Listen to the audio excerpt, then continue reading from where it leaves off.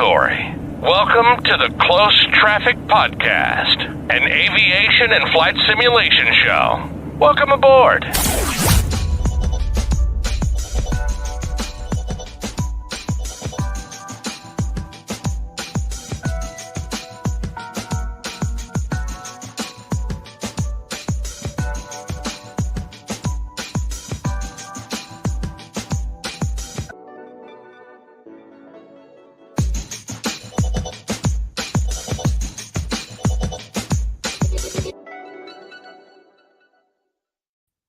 Ladies and gentlemen, welcome to the Close Traffic Podcast, an aviation and flight simulation show. I'm Johnny, and along with me on this very crazy ride is my main man, Mike. Mike, say hello to people, my man. 7 hours of sleep. 2 hours of sleep. Say hello to people, my man. What's up, people? Don't mind Johnny, man. He, my man, has driven 14 hours in the last 24 hours, 48 hours, something like that.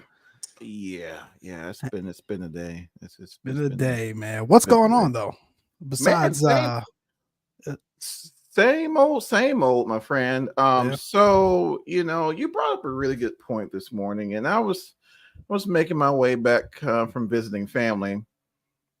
My wife went to a wedding, and so I figured kind of kill two birds with one stone. So I went down there to visit. Back to my hometown in Mississippi, and it's about a 7-hour drive from where I'm at. And I was like, man, you should totally get you a prop. And of course, me being the aviation nerd I am, I'm like, what will be the ideal prop for the mission? And honestly, man, with the amount I had my man's wheels turning. Man, the wheels turning, man. And I looked at you and Mike's like mission accomplished. But it had my gears turning, man. And I'm gonna be honest with you, with the amount of crap we have to answer your question from 10 hours ago, Mike. I would probably say a PC-12 would be the idea. It's the mission. Yeah, would be the ideal equipment for the mission. We have a lot of crap. Why the PC-12 over the TBM 930 or 950? Man, I say the PC-12 because of the size. Gotcha. I got 5 individuals. Yeah. Excellent. I got 5 individuals. So that plus bags, TBMs can be a little on the tight side. So I was kind of thinking about that, and then I politely swung back to reality and realized that would never happen unless I hit the lottery. Anywho, Mike, how's it going, man? Hope all is well over there. How's your Sunday going? It's been hectic, man. It's been a hectic couple of months, but such is life. We are alive and well and talking aviation. So what more could anyone ask for? Charlie says he thought he was the main man. Charlie, you are the main man. You're always the main man, Charlie, even though you're on PTO today. He's on PTO. So for the CTP audience out there, we had to forcibly put my man Charlie on PTO. So he stopped the crewing time off, right? And we can't let that happen. We told him he had to go take some mandatory time off. So he's in the background today. Oh my gosh. Yes, and you can't cash it out, Charlie, just letting you know. Yeah, we're not paying that out, bro. Yeah. Don't have it in the budget. Don't have it. But yeah, so of course this is like a totally random, haphazard live chat. I know it's been a while since we've done one. First and foremost, though, before we kind of slide into whatever idle bantering we're going to come across there, I want to give a special shout out to our Patreon backers. These guys are keeping us going. Definitely appreciate it. I'm probably going to jack up some enunciations because again, I'm going off a couple hours of sleep. But Channing Hillard, Steve, Fly with Rookie, Josie, and Clarence, thank you guys. Thank you. Woohoo! CTP clap. Oh, CT, where's it? Come on, let me run it. Where is it?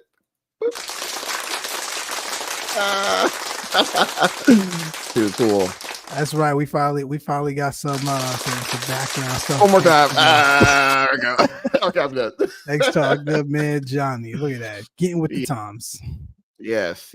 So hopefully our producer doesn't turn my mic off, but but yeah, there are a couple of things I wanted to touch on that's transpired here over the past, say, a couple of weeks.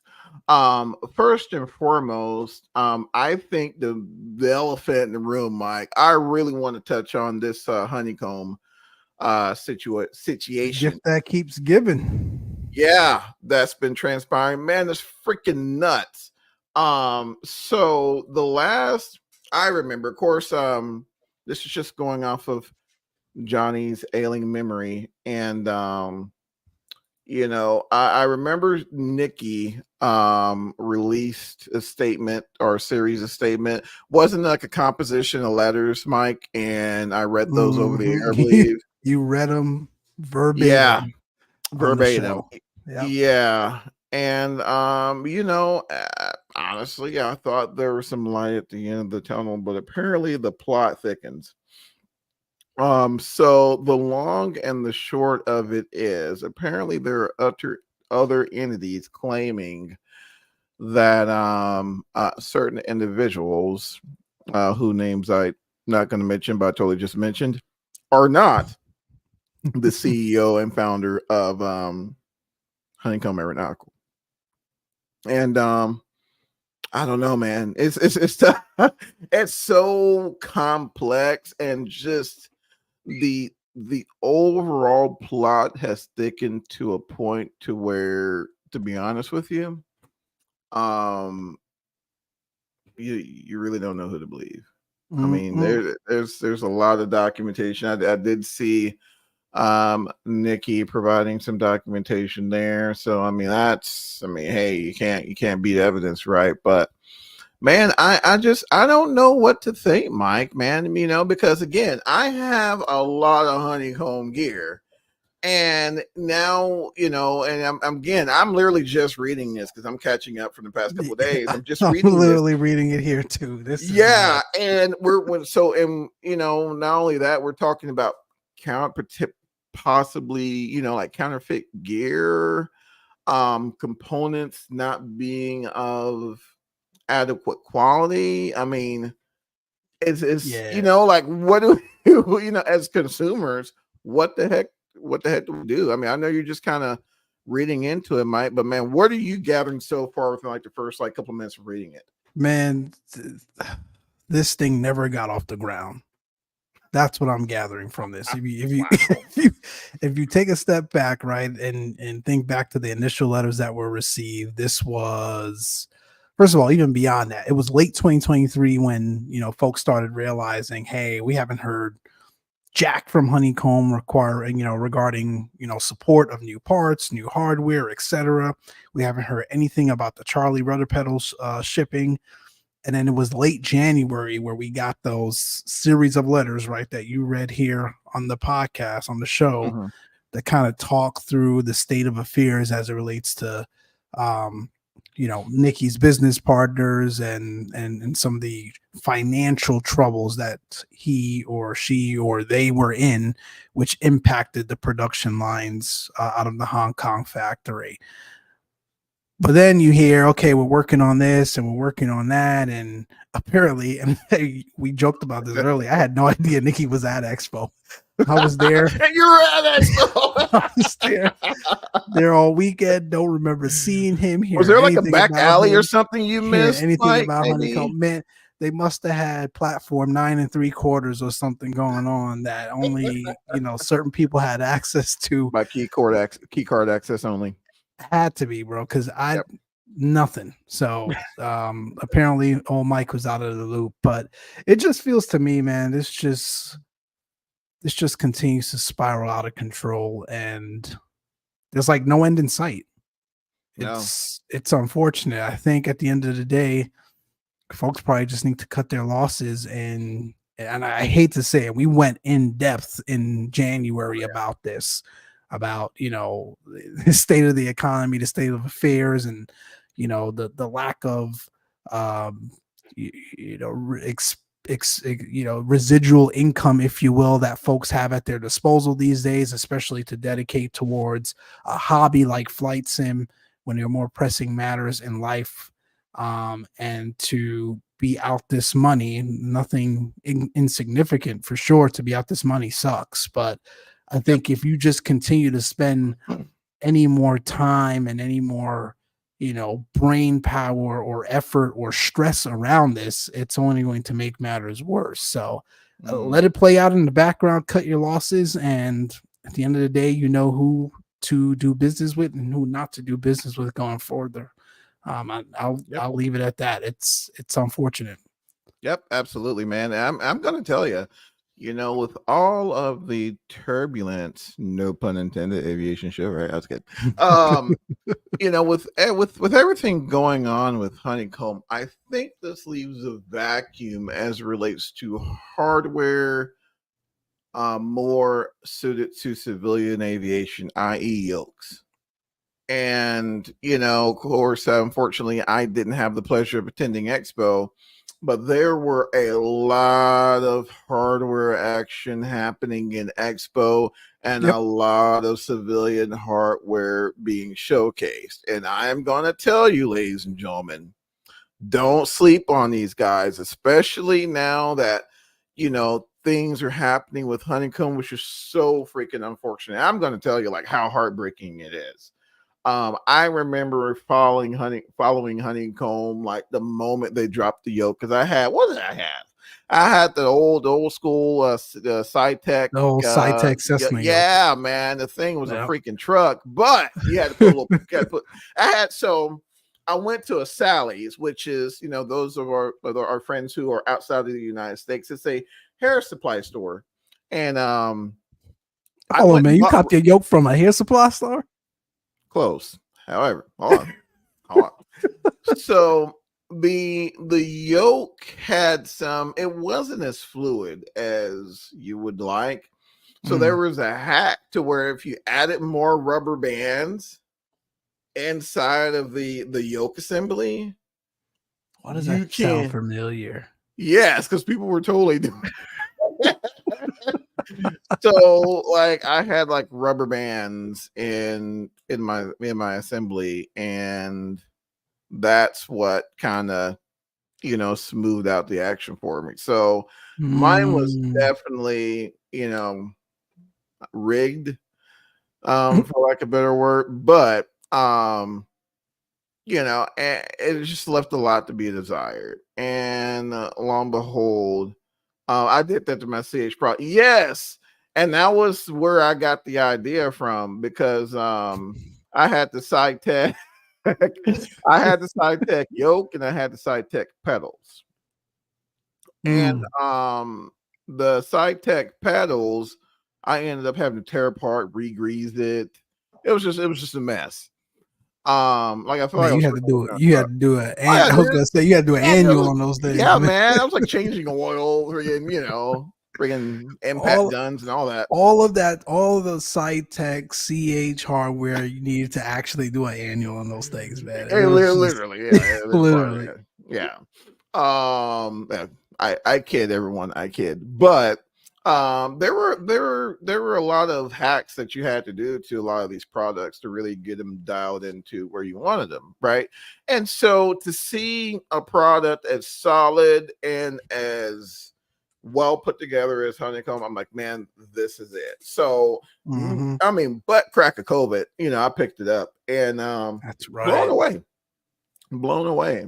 So I am absolutely heartbroken just to see the house of cards come tumbling down. Dang you, Kevin Spacey. It was an amazing show. But anyway, dang, you was right. Exactly. And it was unfortunate. So but all is not lost, my friends. Between Wing Wing and the yoke, I believe, there are a lot of alternatives out there.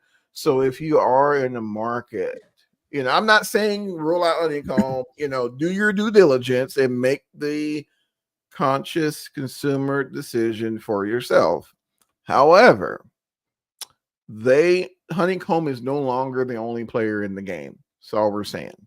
Affordable player in the game too. Absolutely. And now force feedback is being thrown into the mix now. I mean, so I think it's gonna leave, a bit of a vacuum in the market, and these hardware manufacturers, they seem determined, they seem hungry, and it's only I know the Bravo is, that I haven't seen an equivalent from a competitor just yet, but give them a little bit, who knows? Yeah, who knows? Charlie makes a good point. That's the throttle quadrant side is lacking a little bit, but to your point, Johnny, I would not be shocked if we don't see anything in the next 6 to 8 months.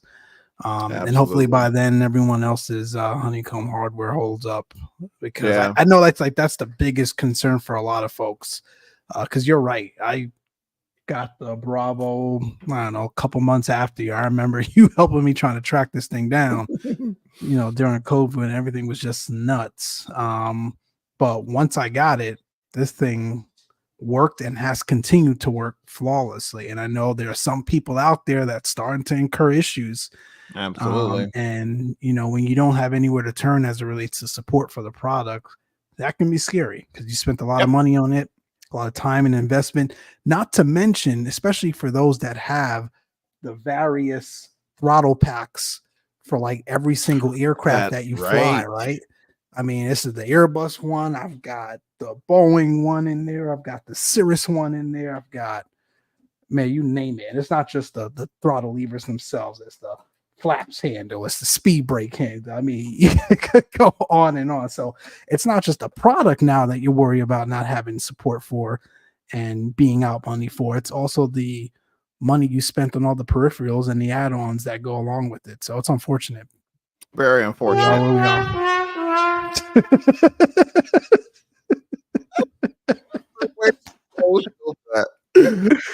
Oh man, that was gold timing, man. Gold timing. See what happens when Charlie's not here. I know. I'm sorry, producer. Producer might cut him off. Now.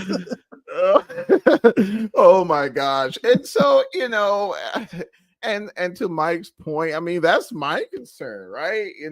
That's the reason why, I needed something. I needed an alternative to replace my aging Cytec pedals, so I opted for the Thrustmaster TPR, some blah blah blah, some really fancy name, but it's their higher end pedal, and they are absolutely phenomenal. I know. You got new pedals too.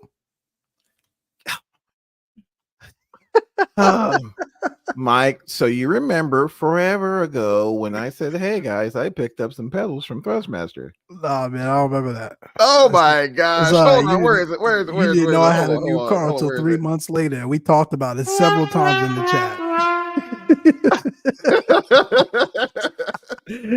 But yes, you got the TPRs. Yes, the TPR pedals. Yes, this was like months ago.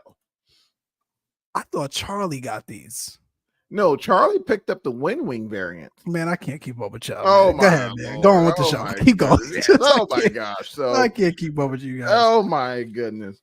So that's the multiverse for you, ladies and gentlemen. But anywho, but yes, to Charlie's point, Wing has just taken the market and split it wide open with their freaking amazing products. They were, they had a pretty good presence in the DCS Milsim department, and now they're kind of, now they're branching off into the into the civilian market, and they're making waves with some of with their Airbus FCU. So we say all that to say this. Honeycomb is no longer the only player. The only game in town. Exactly. You got options. Exactly. Got options. So hope it works out for them. If you guys want to check out the article, FS Elite does an amazing job, an amazing non-bias, especially when with their today's media. It's a very well written non-biased report out regarding it. We'll post it in the link in the description as well. So yes, and for those of you that are live with us, I just threw it in the chat as well. So check it out there. Sweet. So, but yeah, so that's Honeycomb. Hopefully it works out for him. And speaking of which, I kind of go back to Expo and how salty I am for not being able to attend. But I think one event, it was on my calendar to hit, and it totally didn't happen due to a said person's wedding that wasn't mine. So I totally didn't have any involvement with, but I still missed it because of that. Anywho, you guys can totally tell I'm really, feeling some way about it. But EAA AirVenture 2004 apparently just made waves as always. I mean, every year they freaking, take the cake. I know there's several recaps out there. I haven't had the opportunity to even look at them. No, I know our good friends over at FS Elite did a recap. Okay. I think Callum attended for the first time. Oh, that's awesome. Man, you hit the nail on the head. It's every year it seems like it just continues to get better and better. When you talk about the opportunity to be in a central location full of like-minded individuals, specifically obviously towards the love for aviation and all that goes along with that. I don't know there's any other place or any other activity in the world that takes place year after year. Yep.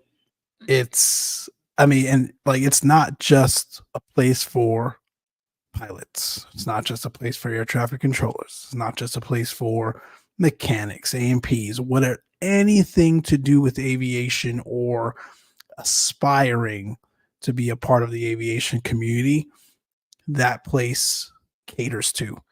Absolutely. And what I have seen since obviously COVID and the introduction of Flight Sim 2020, Microsoft Flight Sim 2020, is an additional component that caters to flight simulation.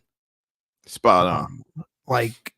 There've always been components and vendors, here or there, and mostly specific to flight sim as an additional training guide towards real world aviation training and whatever it may be, ratings and towards your certificate. But they are starting to entertain flight simulation as a hobby as well, and make that known and reflected in its presence at the air show and at the conference. It's remarkable. I mean, Redbird is there, Real Sim Gear is there.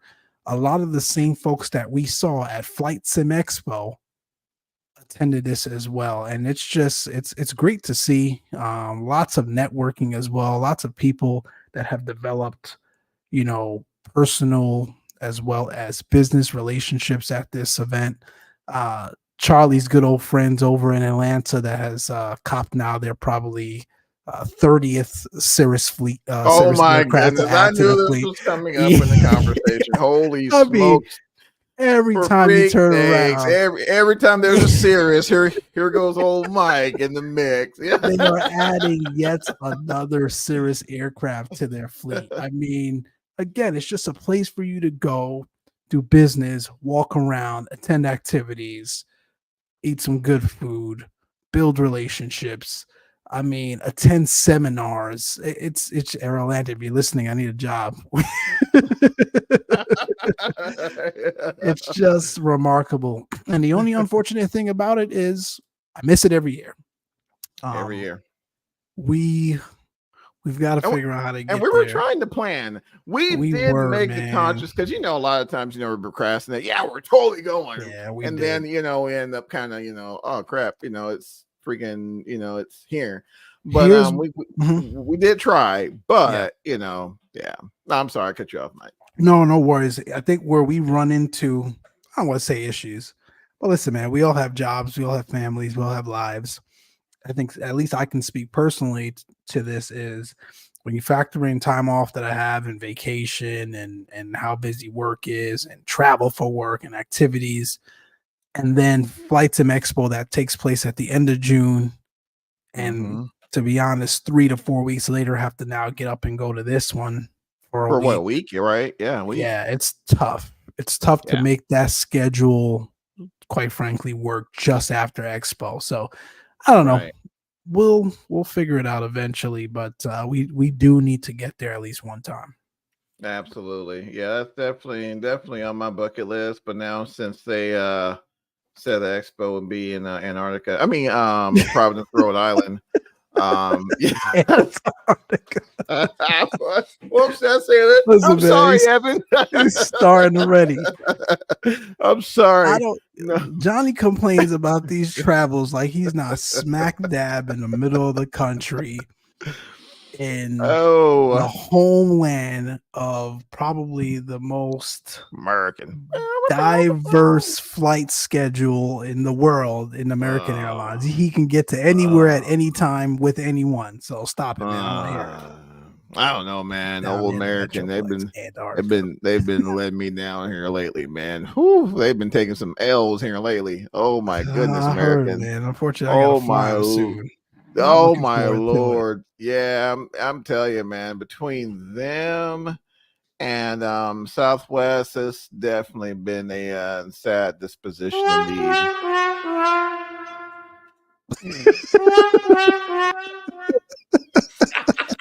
Somebody take it away from me, Charlie. You gotta get off PTO, bro. Oh my goodness, man. Somebody's gotta get Johnny under control. Oh my gosh, man. Yeah, so I was flying out of Love Field. Oh, this may have been like 2 weeks ago.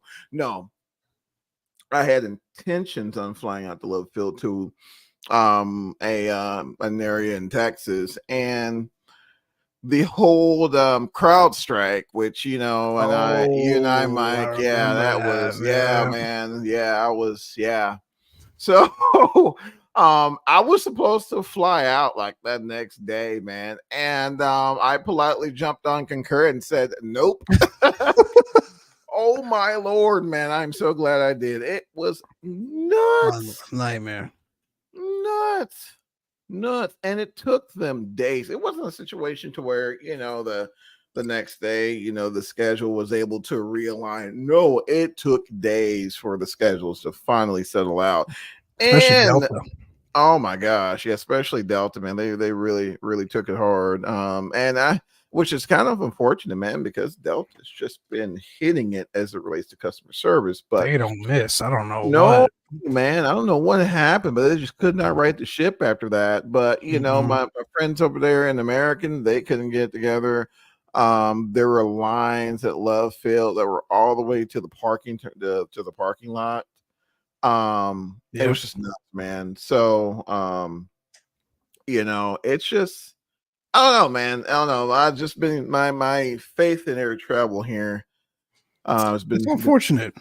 It's been shaking lately. I'm not gonna lie, man. It's taken a dive, man, and it quite frankly, it doesn't matter who it is. I think, we talk about the usual suspects, i.e. American Airlines, but you think the untouchable, perfect Delta Airlines would never, have something like this, and they were the most impacted. Again, I don't know what systems or how connected they were to, this vendor and their application, and the backup procedures and things they've had in place or lack thereof that caused this. In fact, I saw they're suing for damages. Oh, like $500 million or something. No, Delta. Wow. Oh, yeah. Let me see if I can find that. Oh, wow. Man, you kind of got to see that coming. Delta seeking damages for $500 million. Sheesh. Yeah. I mean, man, there were a lot of entities affected outside of commercial aviation. No, we were affected at work. The healthcare industry was brought to their knees. Literally. Like my wife, she couldn't even access their patient management system. Yeah, everyone was in a bond that Friday morning. Yeah, it was bad. Lost like 1.2 billion. Whoa! Oh my god! Wow! Yeah, they hired a firm last week. Oh, so they're not even using in-house counsel. They hired a firm to go after CrowdStrike. What? They lost 1.2 billion. The money counter. No, so they get their money. Wow, bro. But I mean, again, it wasn't like, come on, CrowdStrike and Microsoft. Did y'all not see that coming? Yeah, you can't botch an update of that magnitude, because I remember I booted up my work computer and blue screen. Like, oh, that happened to you that morning? That happened to me, yes. Oh, wow. And it was, man, it took a good day for my company to finally get everything together, man. It was, fortunately I got, admin access, so I was able to, of course, yeah, there are immediately fixes out. Yeah, I mean, there was a couple of simple fixes out there. We had to, go into and then delete something with a driver or something, but but to do that at scale takes time. Yeah, scale takes time, money by the minute. Yes, especially if the machines or the endpoints aren't accessible remotely, which most of them weren't. Exactly. Then you got that issue. Not everyone has got enterprise remote software to go and do that. Right. So yeah, come on, Microsoft. Yeah, looks like Microsoft's gonna be cutting a check. What a S show that was. That was unfortunate. Yeah, it was bad. But I had something aviation on top of mine too. Commercial aviation. Where was I going? I don't know. Delta, CrowdStrike. We totally went off the weeds. But that's what this Sunday evening chat. We had no agenda, by the way, folks. Absolutely none. I'm like 2 beers in as well, so yeah, it's even worse. And half a cocktails. But yeah, we what was man or something aviation delays. I know there were some delays, right? Southwest, yes. So I gotta survey you as an avid. I don't want to say avid, but you've taken them enough. I got status. You're a frequent enough flyer to have status with Southwest. How do you feel about that change in seating assignments? Oh, yes, good topic. Man, so okay, and again, CTP friends, this is just Johnny speaking from a perspective of a business traveler. I would say that for those of us who travel, and those of us who live on the road, you guys know what I'm saying. Any little perk you get really helps. Really helps out on the workday, whether it be priority boarding, upgrades. Those things help, especially either you're coming back from a crazy day or something like that. Getting being able to get that upgrade or being able to get that priority board kind of helps. Or bags, right? Or free bags, being able to save on those bag fees. Any little thing helps. And I think the one thing, I've always had a really good customer service experience with Southwest, but the one thing I wish they would have was just a little more incentive for travelers. Now, that being said, I'm not expecting, to be treated like royalty. I don't want flowers dropped in my feet as I board. You don't want the Hawaiian Airlines treatment, right? I don't need Hawaiian Airlines treatment, but just something, an extra snack, or something, like throw a guy a bone, right? That's all I'm asking, and I think Southwest kind of lacked in that regard. I'm hoping with this pivot, and I think some of us kind of seen it coming. I'm hoping with this pivot for us business travelers and status holders, there'll be within that change some sort of incentive for those of us who live on the road. Now, from a perspective of your average vacationer. I don't know. I see both sides of that. 100%. On one side, it's freaking amazing to know you have that peace of mind that, okay, I know I'm going to Disney. I got freaking 5 kids. and I know that they all have their seat assigned. Yep. Right. For me, that gives me the warm and fuzzies because I have a lot of kids. So it gives me the warm and fuzzies. Southwest can be a little stressful in that regard. Now, you can call ahead and get the, the pre-boarding or whatnot for families, and they do their best to accommodate. Yep. However, a lot of that has to happen at the gate, and just, man, it's just stressful because we went to Disney. We went to Disney, and at the time, my littlest. Yes. No, I'm sorry. We went to Cleveland. Oh, that's right. I remember that. Yes. Yeah. And at the time, my littlest, he was still in a stroller. And so we were trying to work everything out at the gate. Now I did call because I didn't want to be that guy. I have no idea what I'm doing. I will travel. So it's like, okay, Johnny, let's be proactive. So I called and let them know, it's going to be a family board and whatnot. But yet still, you go to the gate and, hey, I have my clan here, whatever.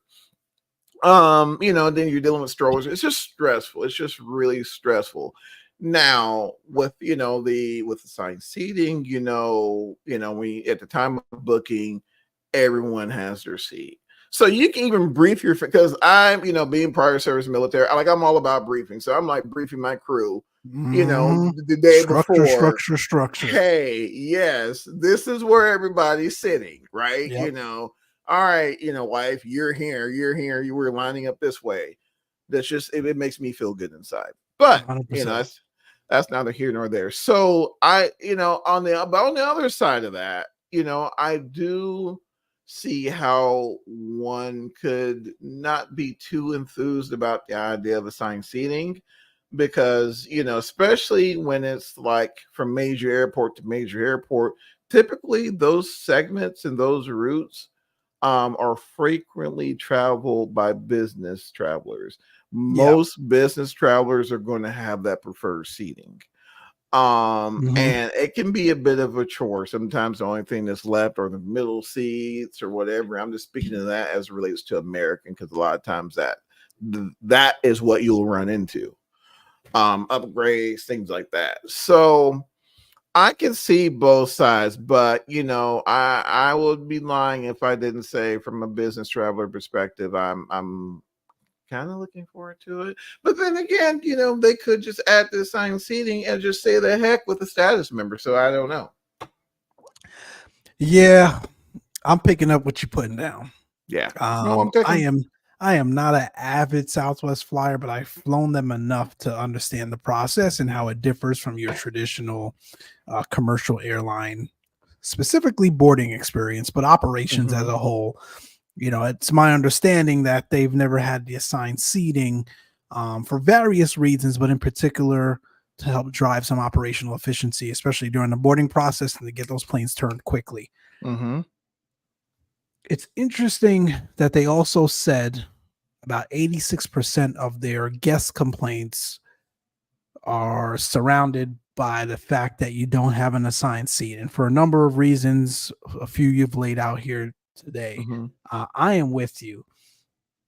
I, as a business traveler, if I'm taking Southwest, prefer to have an assigned seat. The last thing I want to do, as I am, thinking about the job that I have to do, whatever I'm speaking at a conference, whatever it may be, the last thing I want to have to do is worry about my travel. To ensure that I have an assigned seat and know where I'm sitting and sort of get in that frame of mind helps. The family aspect as well. It always, bewildered me when you think about, you laid out the Disney example, you got like 5 to 10 people traveling to go to Disney. How do you ensure that you all are sitting together? Sure, you can ensure that everyone upgrades to that A1 through 24, boarding lane, but outside of that, there is really no guarantee. No. And then personally speaking, I had a family member recently fly on Southwest for the first time, and they had to, to make it here, in time and spend as much time as possible, but they were wary about it, and particularly because there was no assigned seating. So, outside of understanding, how aviation works and the operations aviation, and for those that are not well traveled, you immediately think you're not going to get a seat.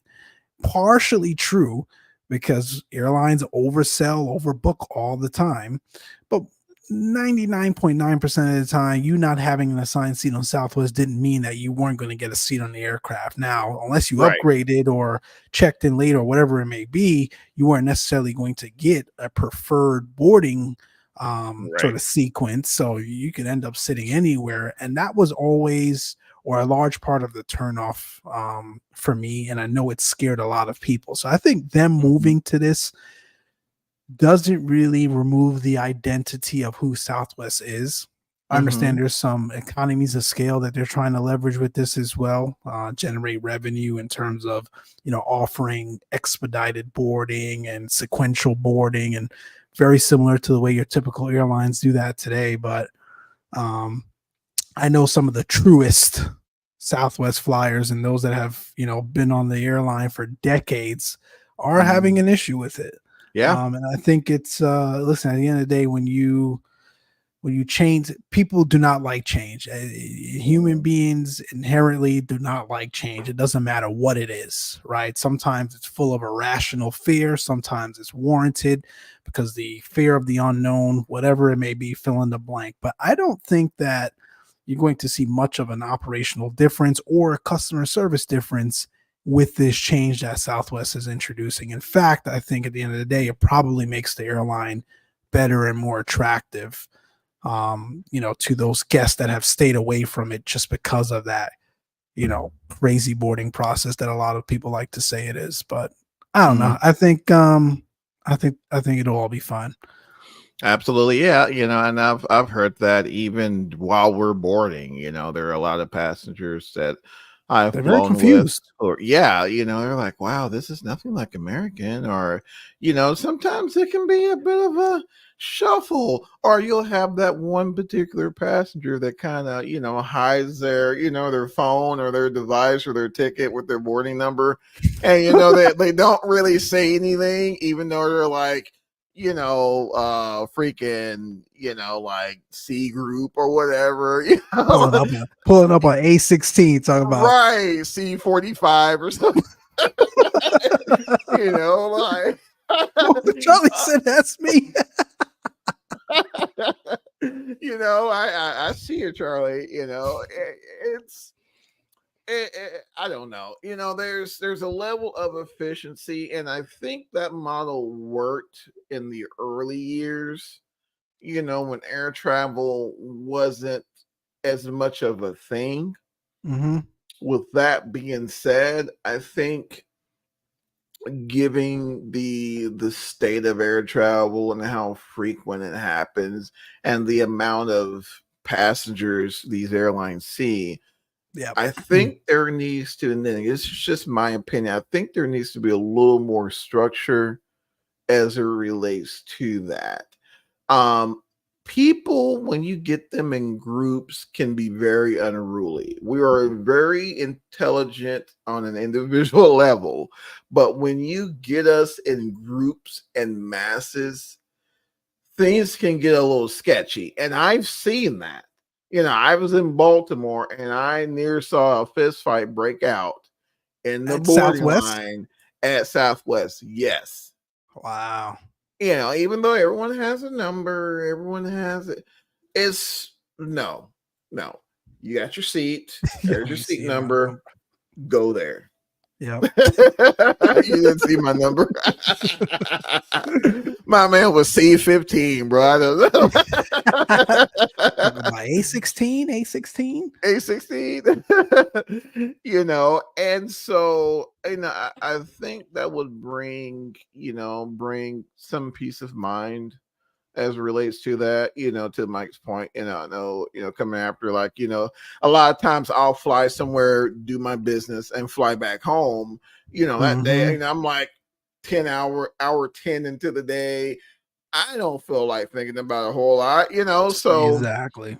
It's just nice to know, where you're going and just completely eliminate the guesswork. So, I think the pivot could, when done correctly, I think the pivot could be beneficial. However, I do understand the purists. Yes, I remember the old school, Southwest, and that was in essence what made them Southwest. However, I think, there has to be some sort of maneuvering to make them continuously competitive in the market, that's my story and I'm sticking to it. Heck no, that A group, because Brother Johnny told me to cop the yes, get that early bird, my friend. Get that early bird before the win. 100%. Yeah, but yeah, that was definitely because I seen that come across. I was like, man, so it's really gonna happen, but yeah, I mean, I don't know. In the back of my mind, I kind of seen that coming. But speaking of Southwest and 737s, man, have you seen that IMAX 737 Max 8 preview? Good. Hold on, before we go to flight sim, I got one more real world aviation for you. Hit me with it. Hit me with it. And I hate to be morbid here, but I like to at least have one episode where we're talking about, the seriousness of flight training and, pursuing our certificate and the realities that surround that. So if you guys remember, gosh, man, it was 2022, like September 2022. And I'll put it in the chat here for you guys as well. There was a student doing a discovery flight with a CFI out of Santa Monica. They were coming back in for a landing. And at that point in time, we didn't know what happened. But essentially the aircraft was coming in to land, did a high pitch up maneuver, rolled and crashed, 2 fatals. You can hear at the time the mic being pushed or keyed and the CFI yelling, let go, let go, let go, let go, let go. And the student like making weird noises, right? So apparently the final analysis was received or released earlier this week, I think it was. And it was like everyone suspected, it was a student pilot lockup. I got to come to you with this because you're a CFI, CFII. You've done, tons of flight training and whatnot. Number one, have you ever had anything close to that happen to you? And then number two, what's your advice to, newly certificated certified flight instructors that are out there, pursuing their dream and having to contend with this day in and day out? Man, first and foremost, that is extremely sad. Very unfortunate. I know, from, as it relates to, the process of becoming a CFI, that topic, of course, comes up. There's certain, measures that, that are, provided to help alleviate that. But, I think the biggest for me, once I really gotten out there and started working with students, is the importance of practicing power on stalls and getting very comfortable with power on stalls. I noticed with my students, because it's just, when keep in mind this was a discovery flight as well, by the way. Right. First flight, very first time, likely in a single engine piston aircraft.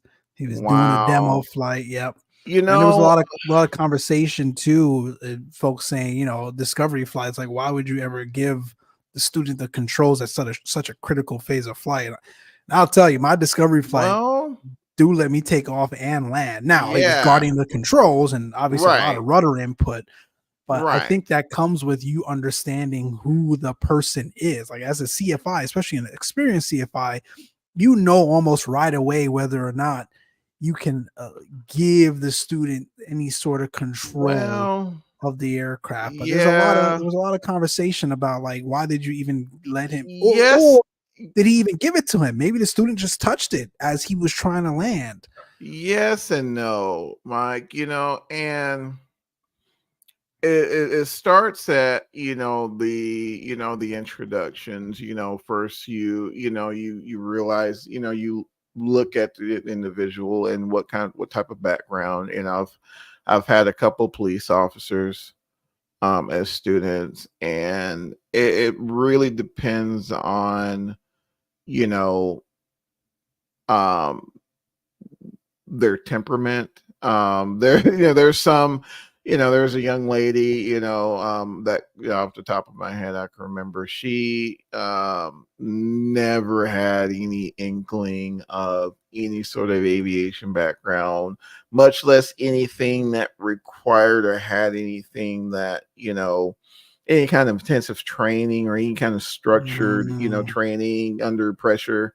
So anything like that, and in the back of my mind, you kind of have to gauge and work the discovery flight based off the particular individual, because some individuals, they don't even want to touch the controls. I've had clients who just didn't even want to touch them. They just wanted to experience what it was like to fly in a small aircraft. Gotcha. With that being said, I've also had the other extreme to where they're a little more touchy-feely than most. Fortunately, I've always been a bigger individual, and, being prepared, you're always flying the aircraft in your mind, even when you're not actually flying it, if that makes sense. So,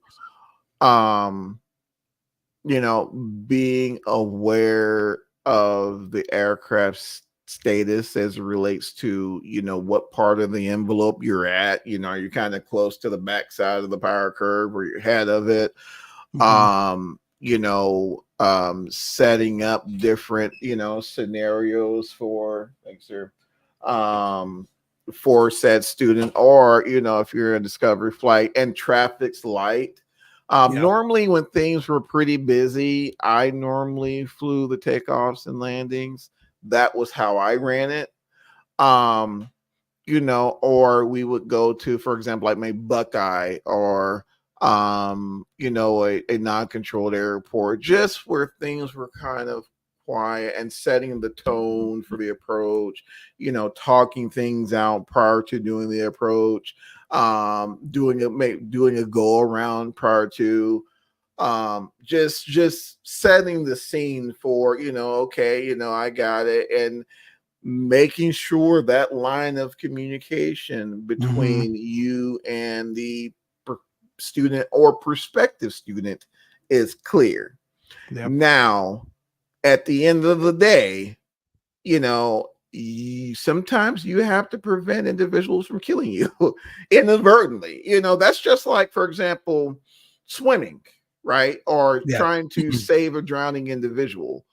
That instinct of survival comes into play, and as you're trying to bring them in, I know doing some offshore training in the oil and gas industry, they teach you that, and naturally individuals will want to grab on you, and the act of grabbing on you will essentially pull you under, right?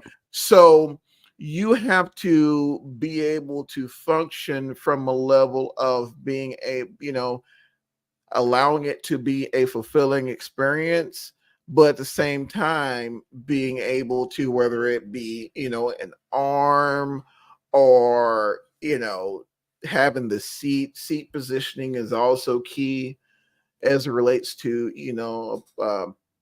particular student. And just overall people skills, being able to read the room plays a huge role.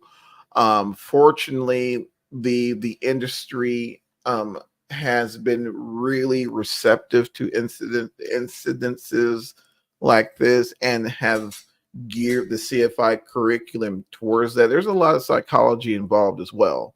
And I think that has helped potential CFIs be able to, to manage, those level of risk. Because it is a risk, but at the same time, risk. You can't train without training, experience. Right? So it's very, it's very unfortunate. But again, it's all about risk management. And some things, and it's hard to really tell what exactly happened, especially with there being no CVR. No single engine piston like that. Yep. Right. You just don't know. But I do know that, there are measures, in place for that.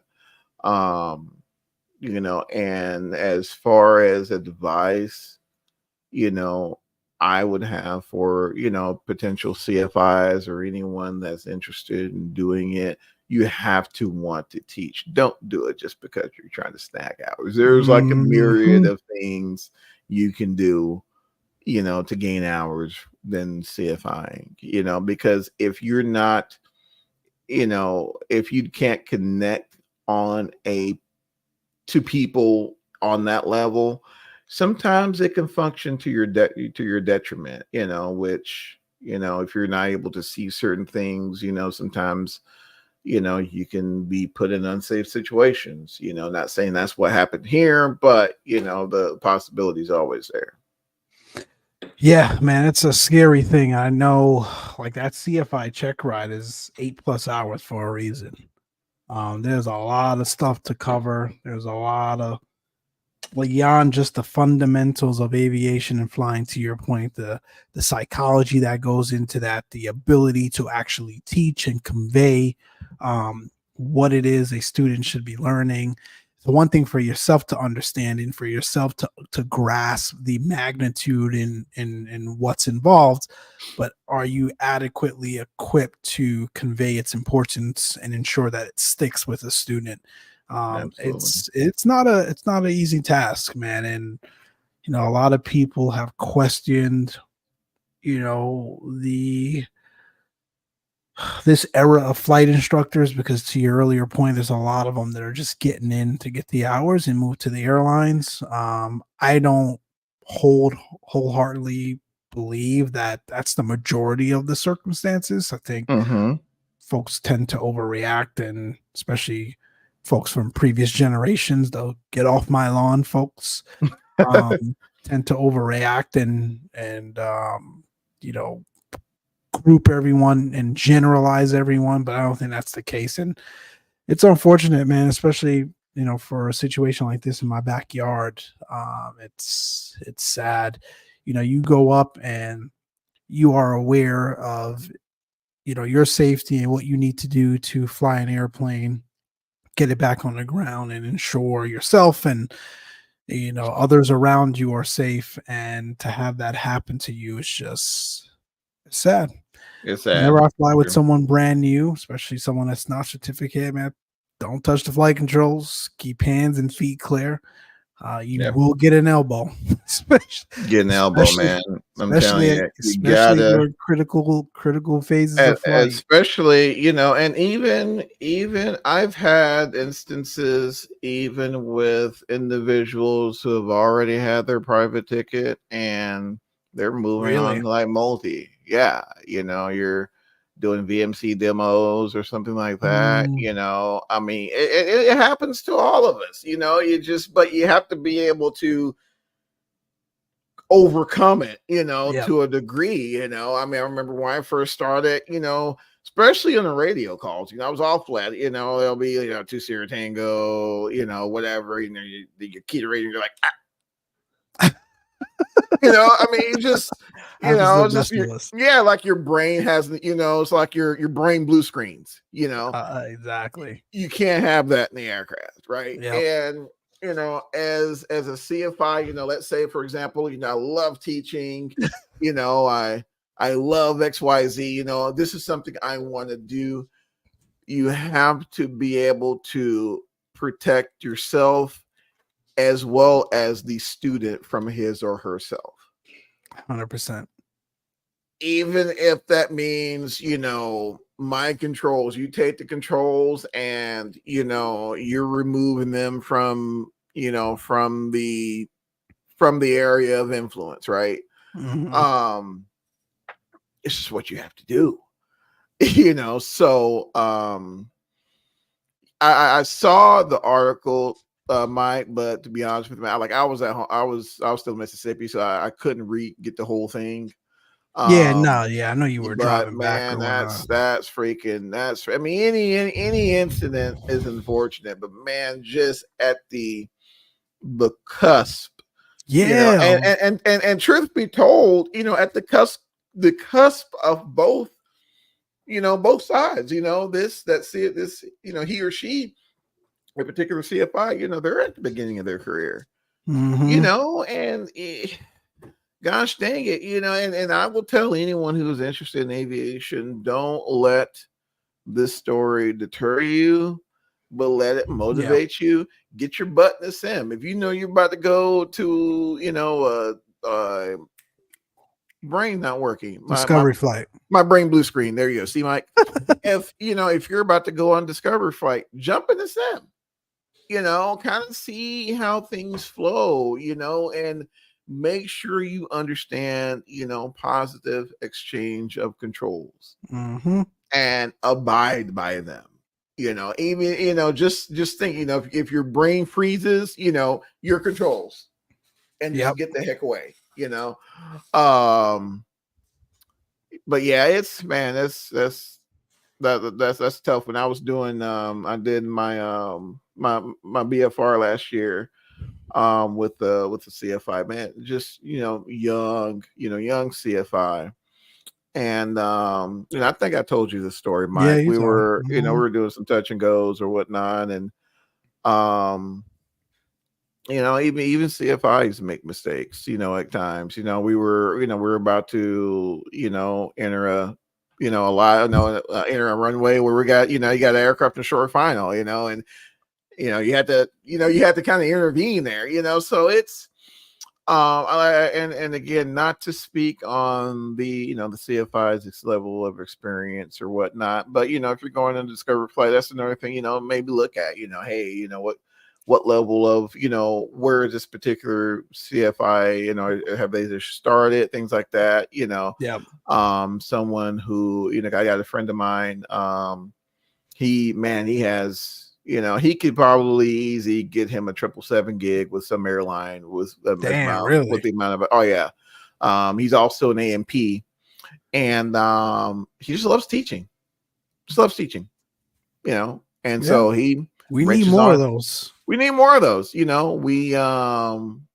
riches on his own aircraft, and does Discovery flights with students and signs students off. I think he got his DPE as well, if I'm not mistaken, but no, we need more of those, to your point, Mike.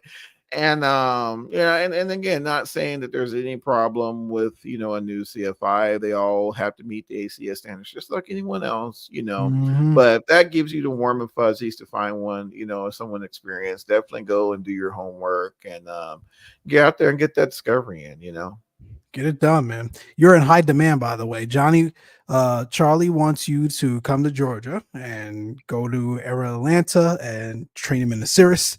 Blue just joined us, and he wants you to be a CFI as well. So, did you say Cirrus? You're in high demand. Did you say Cirrus, Mike? That's what Charlie said. Did you say Cirrus? Listen, man, you're gonna start ragging on my Cirrus. Most comfortable flight you can ever have. Gosh, yes, single engineer. I know. I'm not gonna say it again. I kid. No, man, I'm getting a side eye because apparently House of the Dragon season 2 finale just is kicking off here. But we've got more topics, so that's real world aviation. I think we've covered all the aspects that we wanted to touch on. Aviation. Oh, one more, Mike, and tell Mrs. Mike I'm sorry. I missed the House of Dragon season 2 as well. did you hear about that PC-12 incident that happened over Montana or Wyoming? You know, I didn't. Did Blanco Lorio cover that one? Yeah, that one Blanco Lorio covered. But I didn't click on it. So just to kind of give the Cliff Notes version, Charlie, keep me honest, my friend, because you're the one that kind of broke the story. So there was a gospel group and a pilot. Yeah, they were, something happened. I don't. I know there was some according to Shout to Blanco Lorio for the report, but apparently the individual lost his autopilot, and it was an in-flight breakup. And in-flight breakup. Yeah, in a PC-12. Damn. Yeah. Were they in IMC? So apparently there was some weather in the area, according to Blanco Lorio. And could that have played a role? You had to exceed some excessive flight envelopes on PC-12. Man, I want to say, don't quote me on this. I'm going to find the link. Charlie, if you can find that link, can you please post it in the chat, my friend? But I want to say they were hitting in excess of like 30,000 feet per minute, some insane number. Before they finally lost control, and then it was in an aerodynamic stall, and that caused the breakup. Gotcha. Yeah. I gotta look into that. That's sad. Yeah, man. Check that out. Those of you who are listening, definitely check that one out. That was definitely unfortunate as well. I believe the pilot, and of course, anyone who any airman lost, is a sad, definitely a sad ordeal. But I believe he was connected to the Georgia as it relates to, I think it was something with the Department of Corrections or something like that. So yeah, it was just definitely sad. So, I mean, it was just a constant reminder, make sure it's just excerpt. About 2 hours into flight, while cruising at 26,000 feet, tracking data shows a series of altitude, speed, and heading fluctuations. The pilot reportedly told controls he had an autopilot issue and was losing control. At one point, ADS-B data recorded on FlightAware showing a descent rate of 5,500 feet per minute. Wow. Okay. The airplane crashed near the town of Gillette, Wyoming, 1 o'clock Mountain Standard Time, sparking a small fire. It was reported quickly contained. Damn. Yeah. Weather. What is it in the weather? Rain scattered 3,200, 3121 on the temperature and dew point 299 or 9er, 150 at 7. I mean, nothing crazy. Nothing crazy. That's weird, and especially with the PC-12, man, you just don't hear stories that often. No, not from a turboprop, and certainly not the PC-12. Yeah. I wonder if there was like something severely wrong with the autopilot installed in that one that caused that. It's that just, would be insane. man, I don't know. And I don't know if it depends on the package you get or whatever. Hopefully there's some sort of data recording that can that can provide some sort of meaningful data points to help kind of lead the NTSB to come to a conclusion on that, man, because that's really unfortunate, dude. That's tough. But that's all I had as relates to that. Sorry to kind of I mean, again, man. This stuff is hard to talk about, listen, read, but I think it keeps all of us honest. Absolutely. I know, you say it all the time, man, those FARs are written in blood. Everything that we learn and practice and do and replicate in aviation is to ensure that we are, safe at all times and know how to handle situations when and if they do occur. And I can't tell you how many times I've gone up, or just before even going up on the drive to the airport the night before, right? I'm thinking about those incidents or accidents that have occurred. Absolutely. And figuring out how do I ensure I'm not in that situation, right? So I think there's a morbid aspect to it. A lot of people ask me, like, how are you a pilot and you watch so many of these air accident investigations, air disasters? Like, man, yeah, it lives on my TV. There is it's hard to describe, but it's like the more you know, right? That's the simplest way I can describe. The more you know, it lives something. You're not thinking about it all day, every day. No. But you're faced with a situation, or you're about to go and do something, and these things, there's a recall that just comes up, and you're like, "Hey, I better not do that, or I better do this, right, to avoid that." So it happens. Yep. Pilot was chairman of Georgia Department of Corrections. As well as his wife in the Nelson's gospel group. Man, that's sad. Yeah, that's sad. But to Mike's point, and I know if I'm briefing a flight, like for example, if it's in the middle of winter, I'm briefing a flight, I'm thinking about that episode Air Disasters where aircraft get into a situation as relates to icing, and the thing just simply stops flying. Even with aircraft equipped with de-icing equipment, you can Still just be careful, get overwhelmed. Absolutely.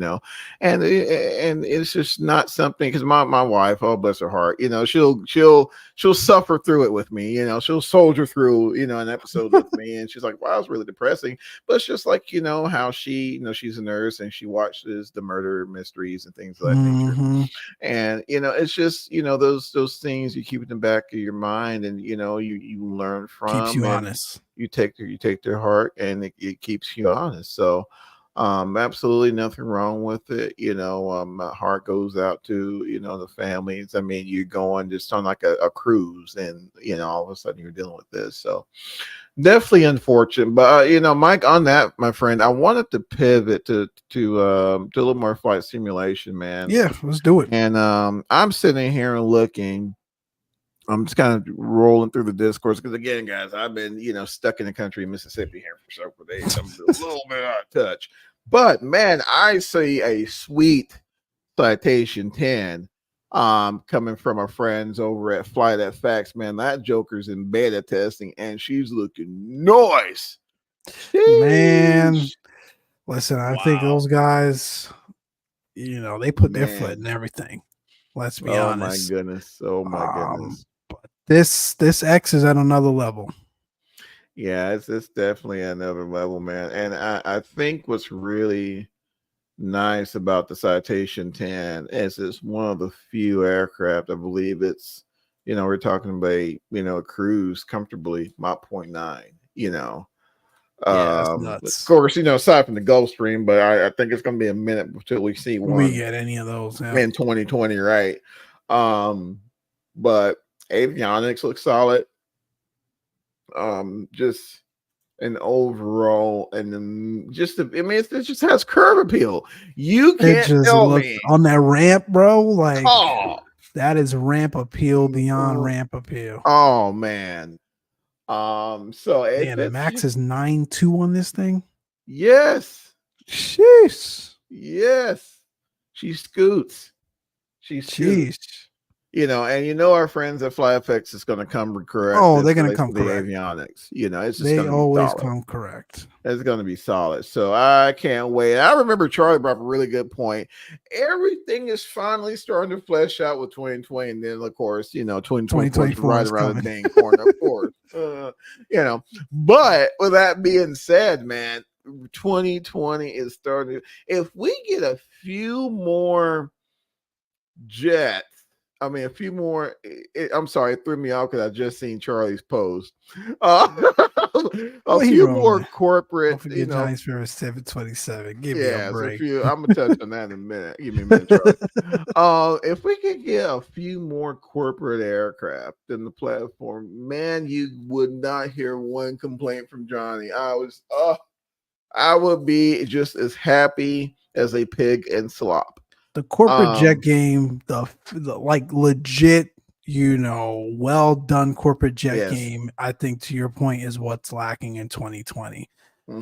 I've yet to get my hands in, going on 5 years in this sim, anything close to what we've got from Hot Start and those guys in X-Plane. Yes. It's just I'm looking forward to this one. Definitely. Yeah. Yeah, man. And I've always kind of had a soft spot for the Citation 10. I have a soft spot for a lot of weird aircraft. You guys know. We know. Arnold Palmer, I believe he used to send one. Send one or fly on one? I believe he flew on one, but I believe he was also a pilot. Don't quote me on Really? Yes. Somebody, you guys have Arnold Palmer was rated in a what? Let me see. Hold on one second before, I'm sure someone's listening. You're like, or whatever, hold on. Oh, he sure was. Yep. Okay. So, yeah. Wow. Yep. My man logged over 18,000 flying hours. Yes. So he can easily pivot over to UPS and just be his completely. Wow. But just look at that. Look at the Citation 10. I mean, the thing was designed back in the late 80s, early 90s. Mm-hmm. And still just the curves on there. Thing of beauty. Shout out to Cessna. It's clean, man. Cessna. But yeah, so definitely looking forward to that one. That's going to be pretty freaking sweet. One development that I kind of took me by surprise, and I don't know. I'm going to give my honest. Hold on, what did Charlie say? 100% lacking in corporate side problems, smaller niche airports lacking as well. They're coming around too. They're coming. Yeah. I've been seeing a lot of those smaller airports. To your point, Charlie, you are right though. But I'm starting to see okay, cool. I see Gulfport, Mississippi. Oh, I see Northwest Arkansas Regional. Oh, I see that. There's a lot of, there are a lot more of those smaller airports starting to come to fruition. Shout out to Flight Sim. They're definitely cooking. Yeah. I mean, it's going to get there, my friend, for sure. But I think if we can get the aircraft, we'll have the areas to send them to. That is, I have no doubt. And I think FlyFX is also working on a Challenger as well. Yes. Yeah. So man, we need to get him on. We definitely need to get him back on here because he told me at Expo we just got to make it happen. Yeah. I think Challenger 350 as well, which is another very common air. You see that aircraft a lot between the 650 and the 350. You see those aircraft quite often. I tell you what, I would love to see a Citation 550, but that's just Johnny, the old slow station. 550? Got a for that one. Yeah. What's that one look like? You'll look at it, man. You're like, yeah, on a good day, you might get Mach 0.7 something out of it. You slow, but man, Maxim is 0.72. Yeah, that's all she got, bro. Man, you might as well go fly PC-12. It's one of those aircrafts to where if you wanted to low key flex and hey, let me just cop this Citation and send the selfies and do your TikToks or whatever. Meanwhile, it takes you 10 hours to get across the country. I'm just low key flex here with my slow station. Oh, that's funny. They won't know the difference. Man, this thing got a stall speed of 82 knots. 82. Oh man, yeah. Wow. We talk about it, man, but that was got the job done. Got the job done, man. That was my first foray in the corporate, man. And oh, you flew this? Yeah. No I got way. That one. Yeah. Oh, Johnny get typed to the 550. That was before Masaba? Way before Masaba, yeah. Wow. Back in them days, man. Oh, we gotta find you one. Man. Heck, this thing's still flying, man. You'll see them all day on controller, bro, and they're giving them things away. Nobody wants the things anymore. Nobody wants them things anymore, man. I'm telling you, dude. If someone hires you to fly their 550, bro, you probably don't want to work for them because you're probably not going to have any benefits at all.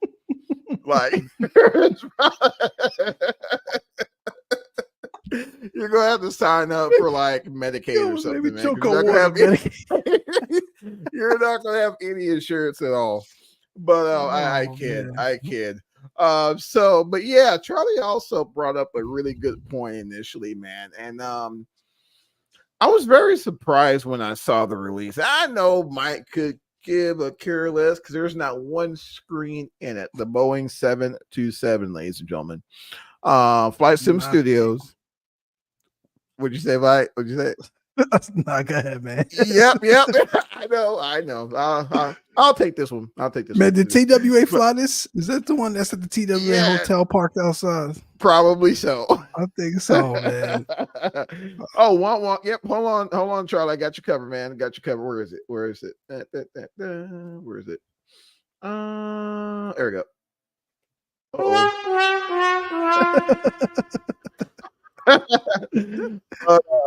But yeah, so Flight Sim Studios has, I guess, man, it was kind of out of nowhere. I think apparently it's going to drop like the 6th of August, which is what, next week? Oh, already? Yeah. So there's already been released to content creators. There's been a few out there. I'm not gonna lie, early on, and I don't know, again, I love my classics because I remember the airport. Now the 727, I'm not that old. So I do count. Anyway, the 727, I know coming up in the early 90s, they were kind of on their way out of the passenger side of things as it relates to commercial aviation. FedEx started to use them heavily because they were a very capable platform. Don't quote me on this, but I want to say the main gear loading was something equivalent of like a 757. Wow. You carry a lot for the size is basically what I'm getting at.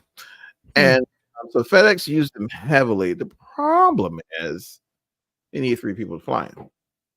And, they have engineering. Exactly. You need to fly engineering. Of course, you got to pay them, and so when the 2-person flight deck aircraft started to become more prominent, more available, especially the 757 is kind of what shooed the 727 out the door, as well as the latest generation of the A300.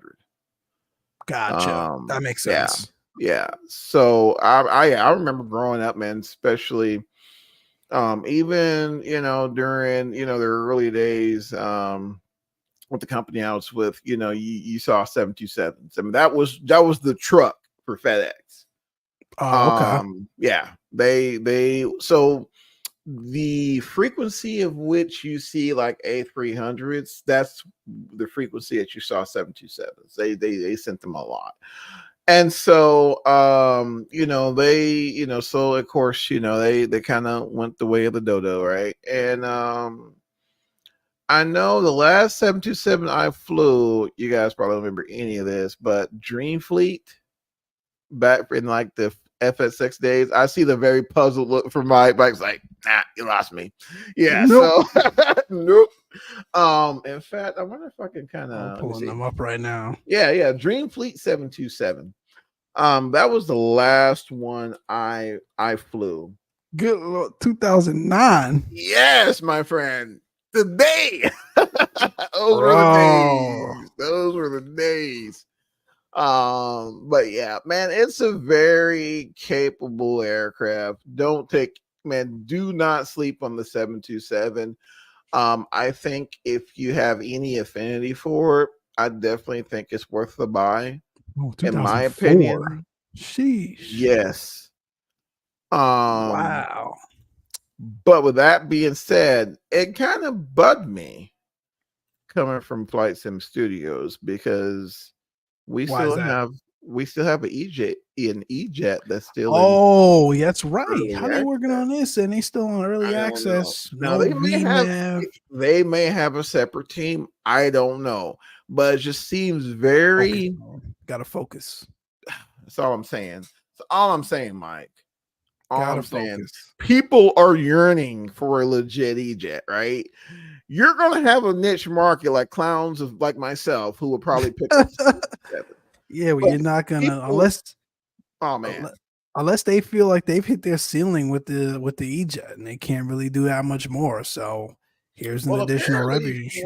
From what I've read, my friend, the VNAV has been indeed a challenge. It's a very small development team, from what I hear. And so, Charlie, and so, you know what, Charlie, I'm gonna take you off the PTO. I'm going to take you off. These shenanigans have to stop. Just my opinion. No, I hear you, my friend. She has her quirks. Now, I can get from point. Now, that being said, CTP friends, I can get from point to point B. True. E-Jet. However, man, I love to have a legit VNAV. Yeah, man. That they make you work. And I'm like, I'm coming home from 12, 13-hour days. I'm not trying to work. You're not trying to work, man. And you know, our good friend Rob, you know, remember he had some time in the E-Jet, man. He said that thing was a dream. Right. That's right. A dream. It should not be yeah. No. And I should feel that in the same, and I don't right now. You know, but all of a sudden, boom, 727. Which I was like, whoa, 727 is awesome. Now look and see what it is. Well, wait a minute. Head scratching. Aren't they doing the E-Jet? Make it make sense, Mike. Yep. Make it make sense. Charlie, you spot on, man. You can get there. Just we're having to do all that with a much more capable aircraft. Way more capable aircraft. Like I might as well go fly something that doesn't even have an autopilot if that's the case. There you go. 100%. There you go. So that's my thing on it. I haven't looked a whole lot into it. I've been hearing some pretty good things about it, you know. I'll probably check it out, take a look at it. Whether or not it's going to be a buy for me, I don't know yet. I really hadn't even looked at it, to be honest with you, because it's just one of those things. And you know, I hate to kind of give it to Mike, but I'm going to give it to him. You know, it's where are you going to fly it?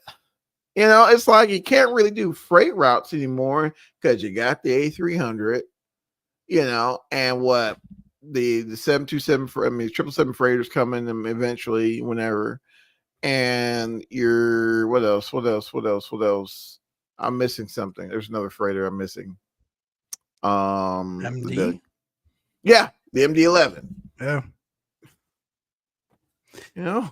Man, and I've been saying this, man, but I don't want to come off as the one that just, you know, Mike just likes the new flashy planes, but like it's just, I gotta relate to it. I've got to be able to go to the airport. I got to be able to go to the airport today. I got to be able to fly to where and track a route and replicate that route. That's what gives me joy in commercial simulation flying. Spot on. So yeah, unlikely I'd pick something up like that. Yeah, just get the E-Jet right.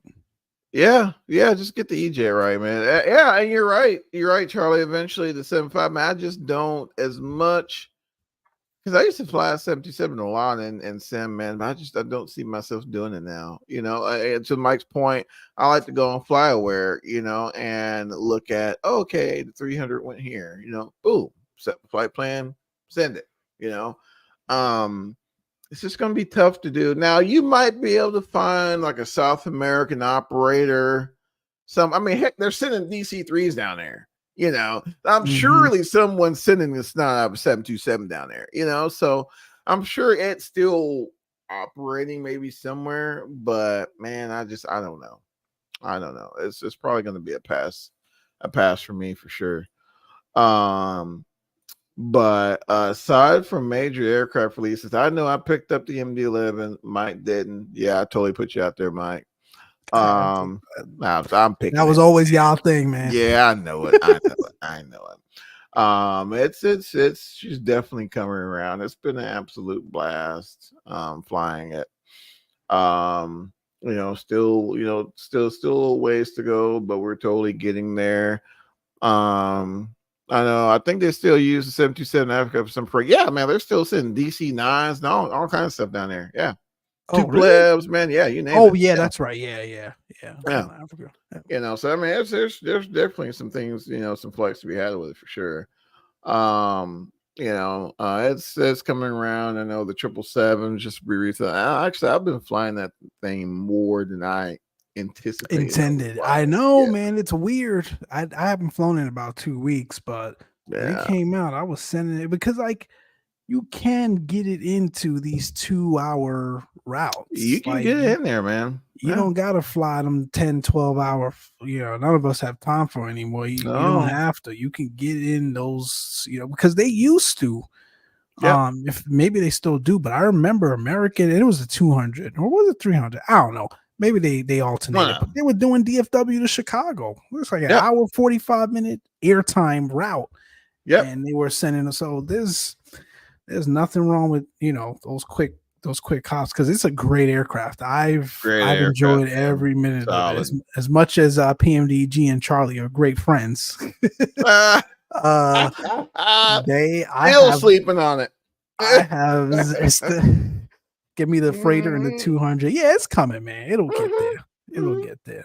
But it's probably one of the, in a very long time at least, one of the aircrafts that PMDG has released that I have no qualms with. I mean, the only thing I had was the freaking pushback, like GSX unreleased. I don't understand why these aircraft still have these issues, but it was fixed almost immediately. Yeah, they fixed I had one flight where it was janked up and it had a tail strike during pushback and had to figure out how to clear the failure and all that jazz. But other than that, it's been a fantastic plane, man. It's solid. I've got to do across the pond one of these days, or even actually, no, I did do it. I did take it to Hawaii. Did you? Yes. Oh yeah, even I took it to. Hold on, let me see here. Even I took it to Hawaii. Did. I did. And that's saying something because my man here don't leave the Midwest. Exactly. Or the South. That's saying something. No, it's been a fantastic aircraft. Shout out to PMDG. Absolutely. How y'all feeling about the mats coming? Charlie, I'm gonna say this. Do not sleep on iFly either, because they produced an amazing 737 for P3D. I love the competition. I welcome it because it'll keep PMDG honest. I'm just saying. Legit. To keep them. I'm saying. Because I think PMDG is also doing a MAX, right? Did they say that? Isn't it on their roadmap? I thought it was. Sure I could be wrong, but I thought it was. Pretty sure it is. Yeah, it's legit. Dude, what's going on, man? Hope all is well, brother. What's up, man? Good to see you. Yeah, good to see you, man. Asobo what, Charlie? No, Asobo's doing the MAX. Oh, yeah. This is how out of pocket we are, man. Gotta hear CTP completely disconnected from the industry. Love it. We just be making stuff up, bro. Clearly, completely ad lib. Max for 2024. Fabian, hope all is well, brother. Well, Fabian, man, good to see you. Good to see you. Max for 2024. Yeah, man, I'm gonna tell you that iFly. I'm gonna go ahead and say it here, ladies and gentlemen. It's gonna be a day one for me for sure. No, it's 100%. Like, have you seen these images? Now, again, we have seen, images before of interior and exterior models of aircrafts, and they can't fly worth a damn. So I get it. I get that folks would be cautiously optimistic, as I am, but. To your point, iFly has come correct before, and this is shaping up to be phenomenal. This will also be a day one buy for me. It is nice. Absolutely. And I know you keep rolling your eyes every time I bring this up, but it's got a first class layout in the cabin. It's the little things for me, man. All right, guys, I'm out of here. It is the little things for me. Oh my gosh, Sean, I just hope they tighten the door bolts. All I ask. Shots fired. Charlie, you out of pocket. Fired. Man. Oh my gosh. All right. Let me get this man a little PTO. We're gonna dock you for 8 hours of PTO. Let's go ahead and give him a little PTO when he's out here and loses his mind. You see, guys, you can't find good help these days. I'm telling you. Oh my gosh. But yeah, no, it's so cool to see all these aircraft for 2020. I'm gonna say this: you can't be bored, man. Can't be bored. I'm gonna say this: I'm going to pick up 2024, but it's going to be the same transition as the previous iterations. I don't think I'm just going to immediately go all in. I don't think we're going to I don't think we're going to be as a whole able to just immediately transition into 2024 day one. I don't think that's going to be. I could be wrong. Could be wrong. It's going to have to be incremental. Yeah. 2020 is just hitting way too hard right now, and we're in August, right? Just getting into August. Man, y'all better be glad I can't drop them gifts. Oh my gosh, Charlie, just ADP, my friend. Check ADP later. But yeah, so that's for the most part. Of course, I know for our DCS friends right there, I feel bad because I hadn't really messed with DCS much here lately. There's been a lot going on. Oh, and then of course Phoenix drops an updater. Have you picked up the update yet, Mike? But I haven't noticed any like unique differences. Did I fly it after the update? No, I did fly it after the update. Something's jacked up. I had the weirdest takeoff and the weirdest landing with it. No, besides the first class besides the lack of the first class cabin on American. Oh my gosh. Wah. No, I don't know. I gotta redo that flight. I did Cancun back to Miami. Damn, what was that last week sometime after the update came out? And did not go well. So I need to figure out what the hell was going on. I could have just been off my game. Or Mike has been busy lately. Just saying. I have been, man. Yeah. I can't even sit down and actually dedicate. Go through the I'm safe checklist where you're safe. I don't think I was. I had no business flying. Were we mentally there? 0. Oh man, I kid. Everyone tell me in a minute. We'll see. Yeah, for sure. Man, aside from that, again, as far as DCS, real quick, I'm sorry. I know I haven't been really flying DCS much here lately. I missed my F4 desperately, but it's just been too much going on in 2020 here lately. You can't be bored, man. You can't be bored. That's the sad part. There's so much to send right now. We have so much going on. Yes. And so little time. Because I know they've been pushing updates like crazy for DCS. It's an Airbus Prestoga, then wow, Charlie. PTO, Charlie. PTO saying this dude in timeout. Man. Oh man. Oh my gosh. But yeah, I mean, there's just been so much going on, man. I know DCS, there's a lot of movement as well. Initially the CH-47 Chinook, aka the Hook, was postponed. They've been working on getting everything dialed in, so hopefully we'll see that soon. I know. I'm sure a lot of us have already seen the new launcher. To me, it looks freaking amazing. I think it's going to segue into a lot more functionality for us as it relates to that. So it's going to be cool. I do miss my F-15E, but I'm going to say I did request a refund because, the whole RASBAM thing, man, got this. Yeah. Oh, I remember that. Yeah, it's pretty messy, man. I was just like, you guys give me a refund. But, so we're definitely looking forward to the CH-47, hopefully. I think I saw an update from Eagle Dynamics that they're looking to, dialing everything in, hopefully be shortly. So we'll see. So that's the next big release, I think, coming up. The Afghanistan map, I believe, has seen some mixed reviews here lately. Trying to think if I'm missing anything else on the show notes. And one more thing, because that's how we roll here at CTP. Retro Wings is also doing for those of us who like the weird and the quirkies, the Metroliner, the Fairchild Metroliner, aka San Antonio Sewer Pipe, that's coming down the road here as well. I believe looks like it's coming to X-Plane, so yeah, you got to get X-Plane. But aside from that, Mike, that's all I had, man, because we're totally at 1 hour and 40, and I need to get some sleep. So I need to make sure I'm still married. So right. So to avoid my sleep deprivation and Mike's divorce, any final thoughts for the family there, Mike?